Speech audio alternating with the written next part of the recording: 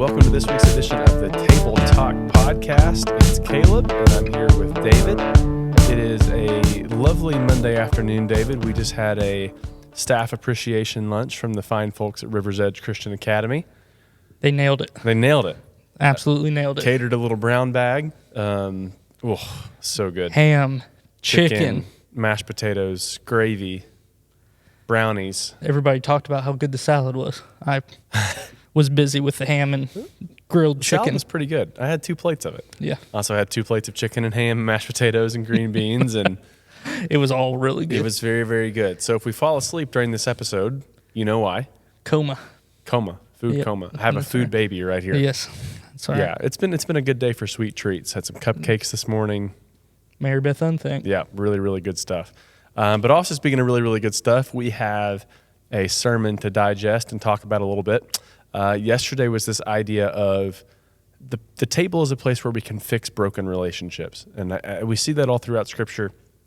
Alan used the story of Jesus and Zacchaeus in the sense of it's around this table that Zacchaeus is kind of confronted with the way he has cheated and defrauded people. And it's around the table where he is inspired to repay that and to kind of change the way he's living his life. I don't know about you, but it seems like for me, it is around these dinner scenes, these table conversations where there are places where either our broken relationships with other people can be fixed and start to be mended, or B, our broken relationship with sin or our relationship with God, we can kind of start to see that and start to make some changes from there. Yeah, I think, because most people are around a dinner table with people they love and stuff like that, there's where you're going to be around with people, there's going to be tension and there's going to be hard times. I remember when I was growing up, I hated green beans, hated them so much. And my mom and dad would be like, sit there and you do not leave until you eat one of those green beans. Yeah. Wouldn't do it. I wouldn't do it. One day they finally like, do it now. And I ate it and I threw up and my parents said, no more. Never more. again. We are never requiring David to eat anything funny. ever again. So there was some tension there. Yeah. And that was never, it was figured out at the table. Yeah, because right. when you have a gag reflex like that just stops all No, conversations. you're done. Yeah, you're done. That's probably not what we want to do. It's just to say all conversations are done. We're done. No, but it's like it does give us like a window into, okay, what's appropriate? What do we need to talk about? Yeah. And yeah, I mean, I think you ate green beans today, didn't you? No. You didn't?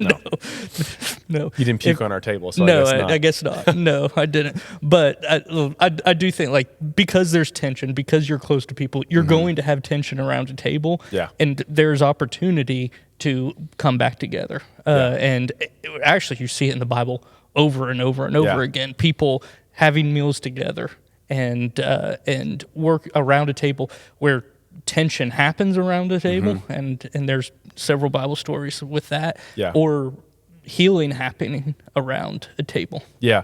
Well, the story that I think of a lot is like the whole story of like David, Saul, Jonathan. I mean, the sense of like, Saul's king in Israel.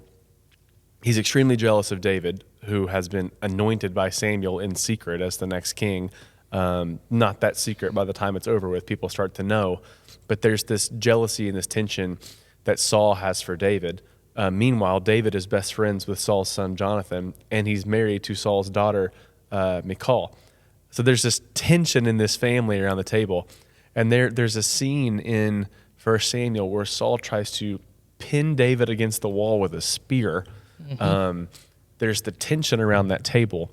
Some of the people listening to this have probably felt that kind of type Yes, of that's right. Or you've wanted to pin someone against the wall with a spear.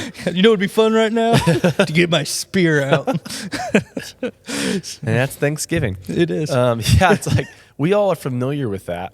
And I love that the Bible doesn't shy away from that type of tension. Like we see it really clearly in their family. I mean, I don't know, what tension do you think we deal with around the table often? How do you see that play out? Yeah, well, anytime you are around people, especially people you're close with or that you feel comfortable with, because I know for us, like for me, is the people that a lot of times that I have the most, or I have disagreements with, or I'm willing to have those conversations with, are family. Yeah. And I think most time it's because we know that they're family. I'm going to love them no matter what. Yeah. And so I'm going to say, and we also, because we love them, we want them to hear what we have to say. Right. And we want to hear our side of it. Yeah. And so like when it's very easy to say things to family or to people you're close with, and to cause that tension, and then that can boil over quickly. I mean, I've had it in my life, where I remember a conversation with my mom. This wasn't around a table, but we after all of that was mended. Yeah. The first thing we did is when we went back, it was like we got to be around a table together, which was like one of my family's favorite things, playing games and laughing and stuff like that. And it's like there is this idea of like, hey, we need to bring this back in, and coming together and working together and seeing other people's point of view is a way that we can do that. Yeah, and unfortunately, that's a great story. Unfortunately, it doesn't always happen. Like, I mean, No. I think in Saul and David's case, Saul was never really able to get past his jealousy, his insecurity, his tension with David, and Saul kind of dies this broken, lonely shell of his former self. Yeah. And you see with David, what's so beautiful is he and Jonathan, Saul's son, they're actually seen throughout Scripture in their story, but they're not around a table necessarily, but where they're able to address the tension and maintain their friendship for each other. And that, I think that's hard because a lot of us, have dealt with situations where either there's been that moment of restoration, like what you talked about with your mom, but there's also been seasons of, gathering's hard, and it may even be impossible to sit around a table with somebody. I think that there's just a lot of tension and layers to this that we all deal with. But ideally, I mean, I think we know Jesus' words in the New Testament where he's telling his followers, hey, if you go to the altar to bring a gift, but you have an issue with somebody, you have an unresolved dispute, go first to that brother or sister and make things right with them. So for many of us, it's almost like if we come to a table, but we know there's tension that's still out there, it can just make things difficult and hard. Yeah. And I think David in that whole situation is a good example because he kept respecting, kept loving, kept loving Saul, even though Saul was doing these terrible. Saul was literally hunting him down. Right. Most of us don't have family members trying to hunt us down, but there can be times where it feels like that. Yeah. And he's constantly doing that. And David has several opportunities to kill him. David has several opportunities to undermine him. But he says, "Hey, this is one of God's children. He says specifically, this is God's anointed. Right. I'm not going to take this chance." So David takes the high ground. He stays faithful to God. He stays faithful to Saul, which is shocking. Yeah. Everything that Saul's doing, David doesn't, he doesn't retaliate towards Saul. And there's even times where he feels forced out of his community. Oh, where yeah, for feels sure. forced out of his family, feels forced where he goes, and it's there's tons of stories all about him going and fighting with other kings and stuff. Right. But he ultimately stays faithful, and he doesn't wreck his relation. He doesn't purposely go and try to kill Saul or anything like that. Yeah. Well, and I think that's hard too because we are prone to dish it out. If we've received it, we want to give it right back. And so I think you look at that story and you go, David, like what you just said, was able to maintain his love and his faithfulness to Saul, even if Saul didn't maintain it for him. And in our culture, I think we're really quick to write people off. Yeah. And there may be legitimate situations where it's not good for you to be around a table with somebody. It's not good for you to be near somebody. But somebody who just kind of drives you nuts, that's not a legitimate reason to say, I'm not going to associate with you. It's like, there are ways we can put ourselves in positions with people who annoy us or frustrate us or we disagree with, and still love and respect them in a way that hopefully demonstrates God's love and faithfulness to us through the way we treat them. Yeah. Yeah, and I think there's some opportunity for restoration around a table like that. Like I know Alan talked about he talked about the story of Zacchaeus. Yeah. For when I think of that, the first story I think of is Peter. Peter denies Jesus 3 times, does something that it's terrible. Right. What he did, and actually something that that Judas actually was so, because what he did, he killed himself because he was so overwhelmed with guilt grief. and stuff. And yet Peter didn't. What we do see is Peter was like, hey, I believe in Jesus. I'm just going to go back to fishing. Yeah. And I'm going to mind. But Jesus calls him over to shore. He has breakfast for them, and then him after a meal, and Peter go on a walk, and he's restored. Yeah. And so sometimes I've been Jesus in that situation. Not been Jesus, but had those conversations where I've restored people that have hurt me. Other times, probably even more times, I've been the one restored in those conversations. Yeah. Yeah. And those are always beautiful moments. And I can think of several that I've gone through. I can think of several that I need to have. And it's like, those are there, and I think God leads us in how to discern with moving forward. But for us, I think it is always, the goal should be restoration. Yeah. And that's not always possible. I think we have to admit that's not always possible. But I think that's why Paul says, as far as it is possible, as it depends on you, live at peace with everyone. And peace in that sense, to me, is not just a kind of the absence of conflict, like is how we often describe peace now. I think peace in that sense is much more so the presence of shalom. That being the Hebrew word that just kind of means things are right, things are good, things are as they should be. When we talk about Jesus as the Prince of Peace, or the peace that passes all understanding, to me, it's not just the absence of something, it's actually the presence of something much more. And so, I think, for us, Alan challenged us to give away 3 meals a week to other people. Yeah. Maybe one of those could be one of those Jesus and Peter moments, or somebody you need to forgive, or someone who you want to forgive you. And there's a chance there for that restoration to take place. Yeah.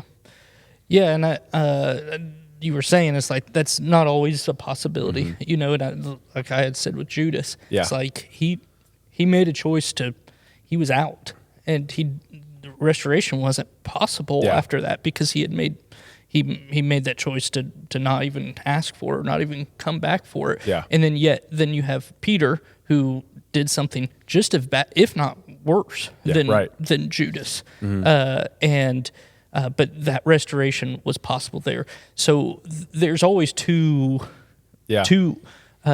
mend a relationship, there has to be two willing parties to go towards that. So there's probably people who are listening to this right now who are like, I want this to be mended. I want my kid to come back home. I want to be able to fix this relationship, but they can't do it.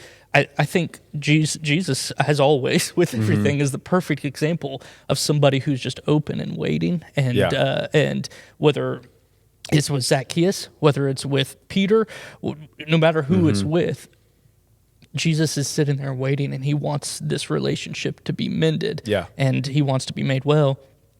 And I think we'd be wise to take that, instead of going, well, they don't want it, and I don't want it, and then that's it. It's like, no, it's like, I'll go as far as I can to mend that relationship. I'll send a text, hey, happy birthday. And like hoping and praying that can be mended. Well, and I think, too, that's exactly right. That is the posture we should have. It's like we should be willing and ready to restore relationships as the possibility comes up. And it's not always possible. It's not always, and in some cases, maybe not healthy. Like, I think, sometimes we overemphasize the need for restoration. And it's like, if you've been in an abusive situation, that may not be the best. Like, it may not be. But the posture there is what matters, I think, a lot. It is, what's my posture toward this person? Do I hold resentment and anger and bitterness in my heart toward this person? Or do I see them in love, and do I see them in grace? And can I acknowledge, it's probably is best that there's some distance here. But the posture I hold toward them in my heart is not one of anger or resentment. It is of love and, genuine wishes for them, well wishes. And all that's just complicated. And I think, it's we can sometimes make it sound so black and white. It's like it's not always black and white, but I do think the posture should be black and white in the sense of how I view them should reflect the way Jesus views them. Yeah, and just even your posture as far as like, what do I want for them? Right. Like for sure. I may not be able to, if it is an abusive relationship, if it's an unhealthy relationship, if there is a lifestyle that was around there that's like I just can't be around that, then it's better to just say, okay, I got to keep my distance. But that doesn't stop me from praying for you, or for me to say, man, I want what's best for you. Yeah. Even though I have to keep some distance, even though things aren't going to be the same as they were before. I don't ever want to give an idea of like, because I think there are a lot of people who will stay in abusive relationships or in bad situations or unhealthy situations because they think, well, am I not being forgiving, or am I not showing grace, or am I, what will happen to? And it's like, okay, but we have to also remember that our relationship with God's first. Yeah. And we can have a posture of love and kindness and things and praying for them. That doesn't necessarily mean that everybody's going to be at the same exact table, the same exact way that we were before. Right. The only person who is able to sit and invite everyone to his table is Jesus. Yep. And I do think it's okay for us to admit, there may be some relationships where restoration does not look like sitting around a table right now. Yep. For you, that first step may just be letting go, offering forgiveness in your heart. Maybe telling them, hey, but it just is a case by case kind of thing. But I do think it's beautiful to know that if that person is in Christ and all of us are in Christ, that one day I do think we'll be able to sit around a table together, whether that's in this life or in the kingdom to come. I do think all those things that have broken and torn down in this life, they won't go away. It's not like we'll forget they happened, but I do think our perspective will be so much greater in the presence of Jesus that we'll be able to sit with each other and go, this is much better. Yeah. This is the way it should be. I'm excited about that. Yeah, same. Me too. I think that's, people have ideas that we forget everything that happens on earth when we're in heaven. And I'm like, I don't see that. I think heaven, the new creation, is such a more beautiful idea when we know, I know what happened. I know how I messed up. I know how you messed up. But isn't it good that now in the presence of Jesus, all that fades away? Yeah. And so that's going to be a beautiful thing. And talk about fixing relationships around a table. Whew, that's going to be a huge place for that to happen. Yep. Yeah. I love it. And we're closing in on a time where this can be a really hard season for people. For sure. It can be a really, but for some people, it's a great season. It's their favorite, having everybody there. So wherever the people that are listening to this are, I would encourage them to say, hey, you're not alone in that season. Yep. Like different people, we have tons of different types of relationships and non-relationships and backgrounds that go to this church, that go to West Town. Yeah. Our staff has multiple different backgrounds and what they do, how they celebrate, who they celebrate. Like, you're not alone in all of those things. And whether at West Town or just in general, God is with you. Yeah. When I think too, it's okay to, this is what my spiritual director tells me all the time, give yourself permission to be where you're at. Yeah. It's okay. It may not be where you want to stay, but I think it's okay to give yourself permission to be where you're at for today. And then ideally, we're trying to work on our hearts to get toward a better place. But yeah, as you come into Thanksgiving season or Christmas season, the tables you sit around may either feel like incomplete tables. They may feel tables that have been severed and broken, or they may feel like pretty full tables. And wherever you are in that, it's okay. Or over full tables. Or over full tables. Like, some of y'all got to go. We need 2 tables here. Yeah, my family, people end up sitting on like couches and chairs, and at the count, there's just so many people. Kids table. The kids table. Yeah, I'm still there, which is I'm okay. fine. I don't okay really with being care. at the kids' day. Yeah, I don't really mind. But yeah, it's just, give yourself permission to be where you're at, but also ask God to help you move along to where you need to get to. Yeah, I love it. I think this series has been great for this time and thinking about these type of as relationships are building and changing, and this can be a hard time for a lot of different people. Yeah. So. Yeah, well, I hope it has been. We've got 1 week left. This week we'll talk about the openness of God's table, which I think will be a really great way to end this series. And, I think I love that we're at a place where we can acknowledge reality and not try to hide from it. I hope that we don't create here at Westtown some type of superficial spirituality. It's like, nope, I think it's okay for us to say, this might be a hard Thanksgiving or this might be a tough whatever. And